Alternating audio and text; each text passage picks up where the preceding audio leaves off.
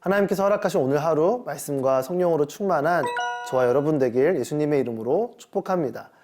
모세가 양떼를 치고 있을 때 여호와의 천사가 호렙산 떨기나무 불꽃 속에서 모세에게 나타납니다.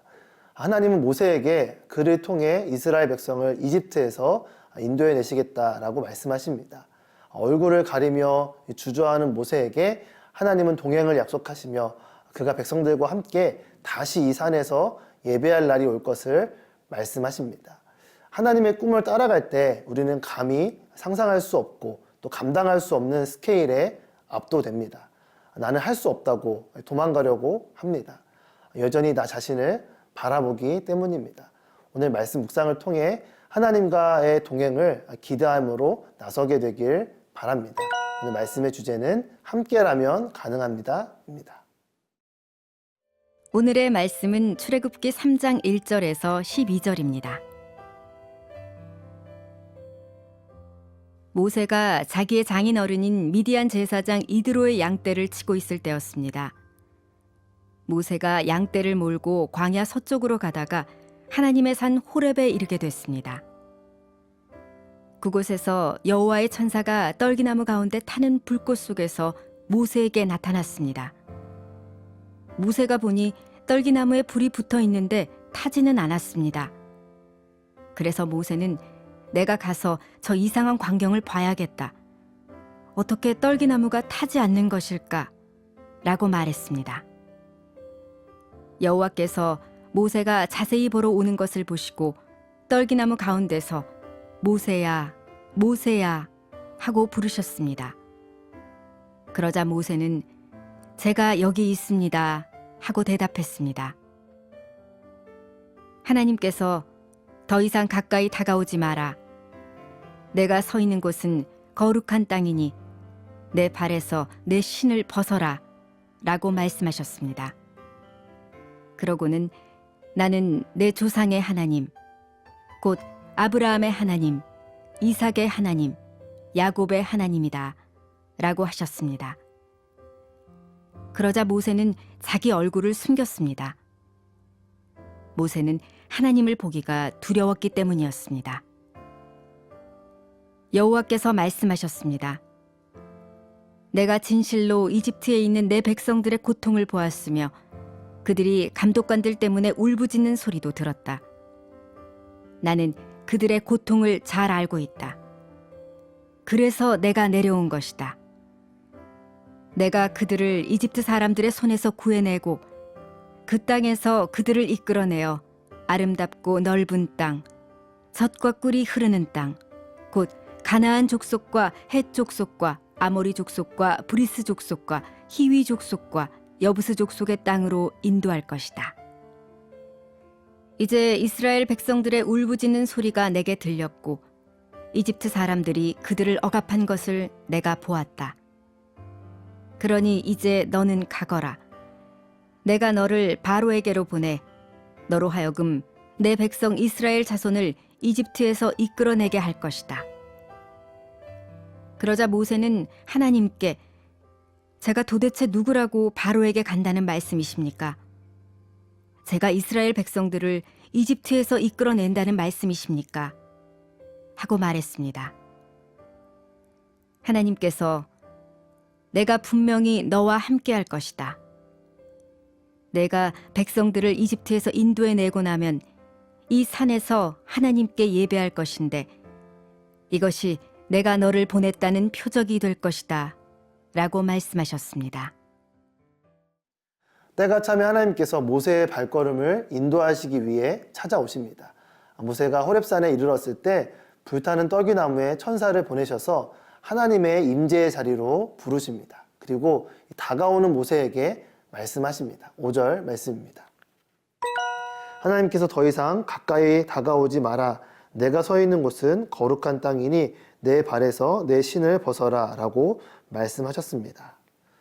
하나님께서 주신 메시지는 유명한 말씀, 내가 서 있는 곳은 거룩한 땅이니 내 신을 벗으라입니다. 거룩한 땅은 특정한 장소의 거룩함을 말하는 것이 아닙니다. 거룩하신 하나님께서 그곳에 계시기에 그 임재의 장소가 거룩한 땅이 된 것입니다. 하나님은 우리에게 찾아오셔서 말씀하시고 인도하시는 분입니다. 하나님은 80년 동안 모세가 이 궁전과 이 광야에서 알고 경험한 모든 것을 내려놓고 그분의 인도하심을 따르길 원하셨습니다. 그 믿음의 표현으로서 신발을 벗을 것을 요구하십니다. 하나님은 우리 또한 인도하시길 원하십니다. 우리는 때로 우쭐대며 하나님의 인도함을 거부하고 스스로의 힘으로 길을 가려고 합니다. 그러다 넘어지고 깨집니다. 우리는 때로 우울감에 빠져 하나님의 인도함을 거부하고 그 자리에 고개를 받고 꼼짝도 하지 않습니다. 그러다 더 깊은 우울의 늪에 빠지기도 합니다. 하나님께서 우리에게 원하시는 것은 내 신을 벗고 하나님의 임재 앞에 나아가는 것입니다. 얼굴을 들고 영광의 빛으로 오신 하나님을 바라보는 것입니다. 하나님 앞에서는 그 어떤 것도 내세울 수 없습니다. 하나님 앞에서는 그 어떤 것도 나를 증명해 줄 수 없습니다.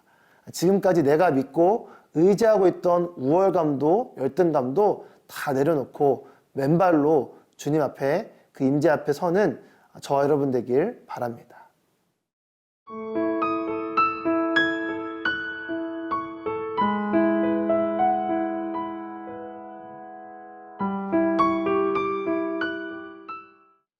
하나님은 우리에게 그냥 찾아오시지 않습니다. 우리의 인생에 대한 분명한 목적을 갖고 오십니다.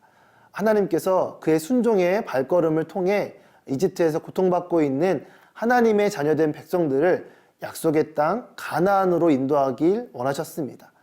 그러자 모세가 제가 누구라고 그런 일을 합니까? 라고 말하며 자신은 그 일을 감당할 수 있는 사람이 아니라고 항변합니다. 하지만 하나님의 뜻은 정확합니다. 12절 말씀입니다. 하나님께서 내가 분명히 너와 함께 할 것이다. 내가 백성들을 이집트에서 인도해내고 나면 이 산에서 하나님께 예배할 것인데 이것이 내가 너를 보냈다는 표적이 될 것이다 라고 말씀하셨습니다. 하나님은 과거 자신의 실패를 바라보며 나는 할 수 없다라는 이 자격지심과 열등감에 빠져있는 모세에게 찾아오셨습니다. 모세의 모습을 보면 충분히 공감되는 대목입니다. 저라도 모세처럼 말했을 것입니다. 내가 내 한계를 잘 알기 때문입니다. 여기에 함정이 있습니다. 나의 한계로 하나님의 능력까지 한정 지으려는 인간의 열등감에 숨겨진 교만함이 있습니다. 앞에 서는 일이 많을수록 사람들 앞에 발가벗겨진 것처럼 나의 한계를 절감하는 경험을 많이 하게 됩니다. 그때마다 저도 모세와 똑같이 하나님 저 아시잖아요. 저는 못합니다 라고 항변할 때가 있었습니다. 지금도 가끔 그런 고백을 합니다. 열등감을 핑계삼아 교만한 모습으로 서 있는 것입니다. 누구와 함께 할지 그 판단은 하나님께서 하십니다. 여러분은 어떤가요? 하나님은 내가 분명히 너와 함께 하리라 라는 약속을 하십니다. 오늘 나에게 주시는 이 하나님의 약속을 믿음으로 그분의 인도하심을 따라 순종의 발걸음을 떼는 저와 여러분이 되길 바랍니다. 하나님께서 함께 하시면 가능합니다. 함께 기도하겠습니다. 하나님 아버지, 나는 할 수 없다라고 고백하며 나아가는 우리의 이 간절한 기도 가운데 주님께서 응답하여 주시고 새 힘을 더하여 주시고 내가 분명히 너와 함께 하겠다라는 그 말씀에 순종하며 나아가는 우리의 삶이 되게 하여 주시옵소서. 감사드리며 예수님의 이름으로 기도드립니다. 아멘.